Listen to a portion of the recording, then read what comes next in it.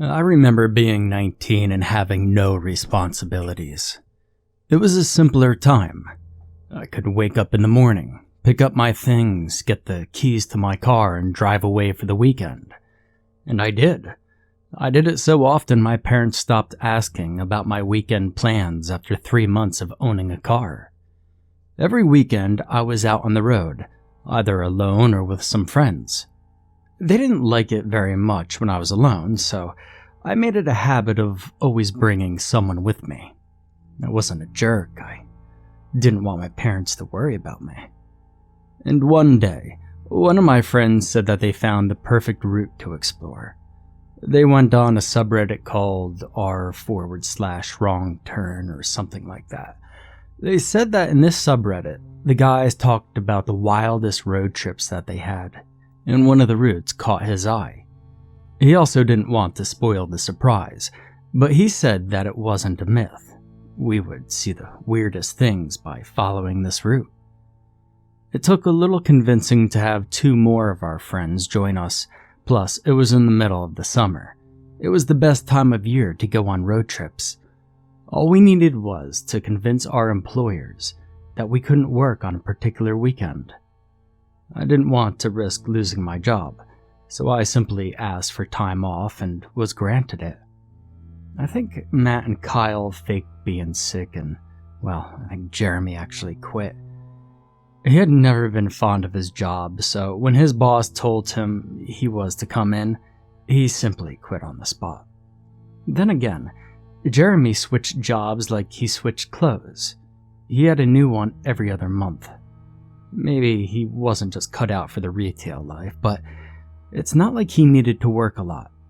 His parents insisted he did, but they were loaded, and not the type to refuse anything to their son. Either way, the 4 of us were all packed and ready by Friday.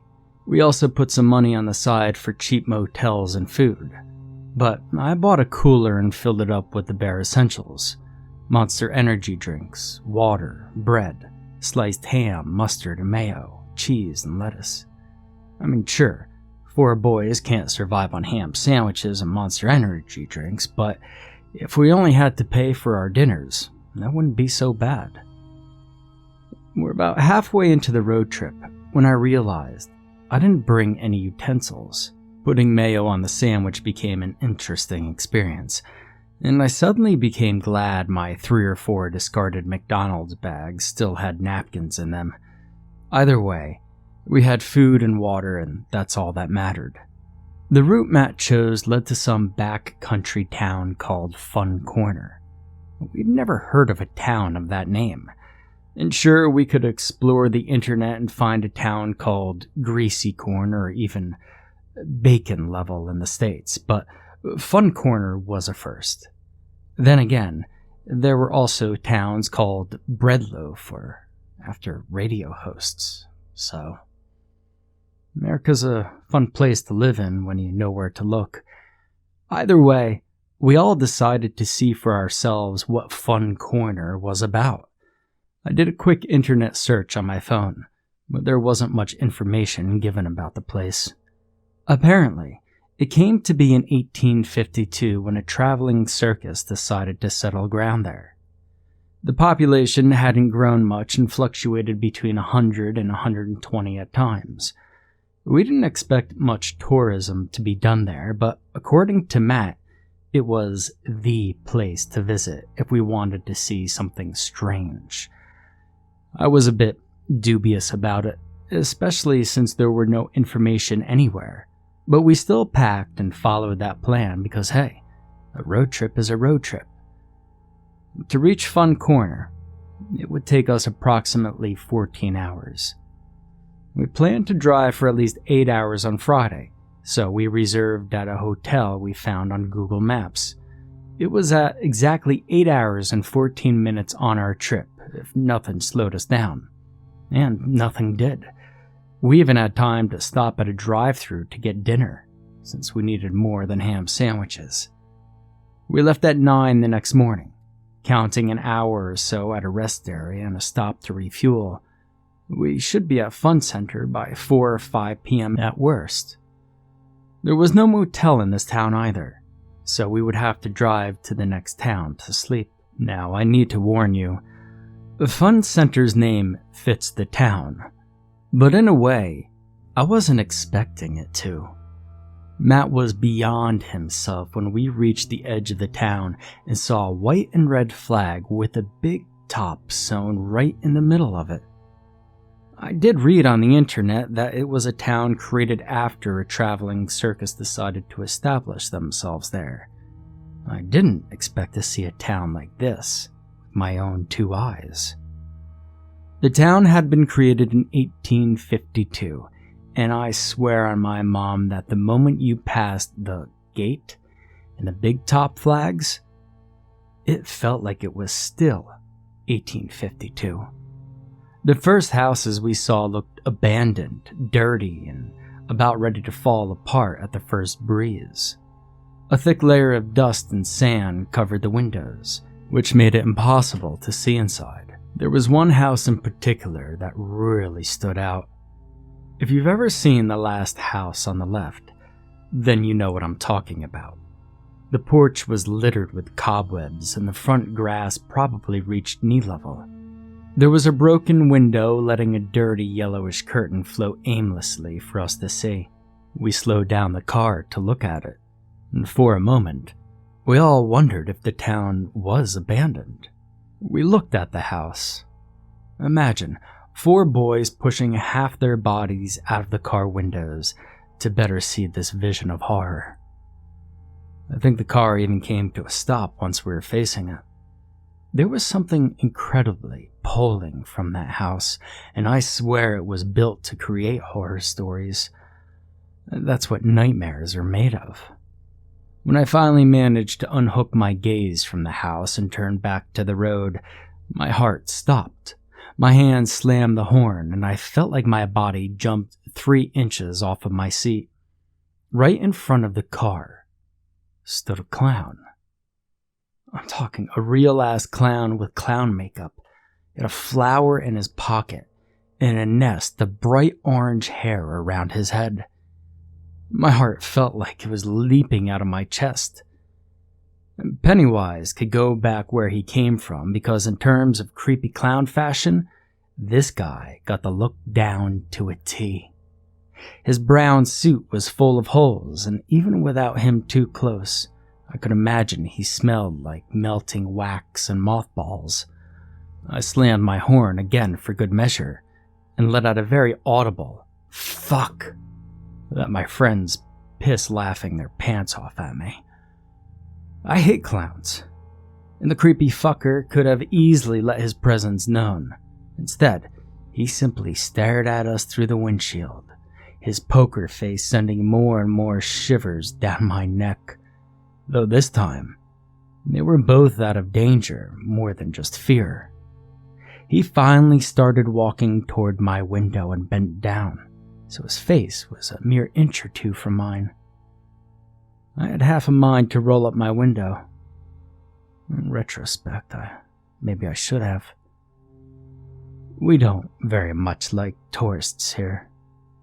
That's okay, we're just passing, I replied, but I felt cold sweat on the back of my neck. This guy's teeth were nearly all rotten, and the smell of this guy's breath had my stomach churning. To put it simply, his mouth smelled like death, his clothes like dust and mothballs. And now that I looked closely, his clown makeup almost seemed inked in his skin. Badly at that. His eyes were bloodshot and the sclera had a yellow tint, and his hair was a mix of greasy and dusty. He looked like a homeless guy with only half a brain cell working, and it was the psycho one. I expected him to take my words and leave, but he remained bent and stared at the 4 of us through my window. I started driving again and looked to my side mirror, only to see that he stayed planted in the middle of the road and stared at our car. Which house did he even come out of? All of the houses at the edge of Fun Corner looked abandoned. Nobody could live in there. Those houses looked like husks of what a house could have looked like in the mid-1850s. I swallowed thickly and stared back at my friends, who had all definitely stopped laughing, Matt included. "Did you know about this?" His face paled and he nodded quietly. "I knew about clowns, but he didn't seem to know how creepy they were. Clowns. So there's more than one." As we kept driving, we reached the more populated area of Fun Corner. There were clowns on rocking chairs on their patio. They were visibly old and damaged, both the patios and the people on them. And they were all wearing clown makeup and outfits. Men, women. We had yet to see children. In fact, most of the population seemed to be in their late 50s or early 60s. We rolled through town very slowly, watching the locals with a mix of horror and curiosity. None of these clowns were smiling. None of them seemed alive in the sense of the word. Driving through this town felt like we were stuck in a vintage circus picture, but like behind the scenes. Each new house had a new set of clowns, all of them either standing on the porch and watching us pass by, or getting on their front lawn to stare at us. There was negative energy coming out of them as well, and we all felt it. We were definitely unwanted in this town. We were definitely sticking out like sore thumbs with our youth, our car, and our paintless faces. And then all of a sudden I hear Jeremy scream, "Watch out!" and I slammed on the brake. And again, in the middle of the road stood a man in a clown outfit, even more grotesque than the first one we saw. This one was the town's goth, or maybe his inspiration was more of a Perot than a clown. The black makeup looked like it was melting in the summer heat, giving it that creepy fake tears vibe. His black painted lips only made the yellow of his teeth stand out more. But what was really unsettling was the darkness of his irises. I couldn't find the iris in this pool of black. He looked like a cartoon character with two big black dots in the middle of far too white sclera. He was also tall and lanky, and if it wasn't from the puffiness of his outfit, I would have guessed that there was a malnourished man under his costume. I swallowed thickly and slammed the horn again. At this point, I wanted nothing more than to get out of this town.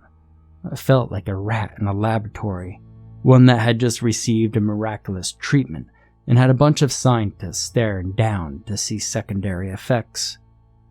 My throat went dry. The clown refused to move. I decided to put the car in reverse and find another route to the next town. I'd had enough of clowns. I might not have suffered colorophobia back then, but I was starting to understand why people didn't like clowns, or hell, even feared them. I put my hand on the passenger seat back and looked behind us. There were two more clowns. One was easily over 6 foot tall and had the shape of an upside-down light bulb, and a much smaller lady clown who seemed to have one leg shorter than the other. Both of them had matching pink and blue outfits, probably to reference the cotton candy sold at circuses, but nothing about them was adorable or made me want that sweet treat. I couldn't reverse, and I couldn't move forward. "Roll your windows," I said dryly and maybe a little too panicky, because my friends were also starting to realize that outsiders truly were not welcome in this town. We rolled our windows quickly and stood with bated breath in silence. I was about ready to roll over the clown in front of me when out of nowhere he started smiling. I do not lie when I say that all the hair on my body stood on end and my fingers tightened so much around the steering wheel that my knuckles turned white. The clown reached into its pocket and started pulling out miles and miles of knotted scars as if trying to amuse us. None of us were smiling, and the heat in the car was only increasing by the second. It might have been around 6 at night, but the sun was still shining bright and hot. I could feel beads of sweat forming on my temples. Jeremy and Kyle, who were sitting in the back seat, had their eyes riveted on the 2 clowns behind us, while Matt looked around and I focused on the 1 clown in front of us. Once he was done with the scars, he pulled out 4 balls and started juggling while staring at us. His smile made me so uncomfortable, I kept holding my breath. "We have to go. We have to go." I remember thinking these words clearly, and surely, if I started driving, the clown would move out of my way. My hands were tight, but moist around the steering wheel when I started to advance. The clown didn't budge. It didn't budge until I felt like I was pushing back against him. I slammed my horn and he finally moved aside, but I made the mistake of looking at his face one last time as I drove past him. Despite the big clown's smile, his eyes looked at me with what I can only conceive to be murderous intent. His gaze was glacial, sharp, and peered so deeply into my eyes, I felt like he could even see my thoughts. My entire skeleton shook as I sped up, and I, once again, nearly jumped out of my seat when the Google lady's voice was heard again.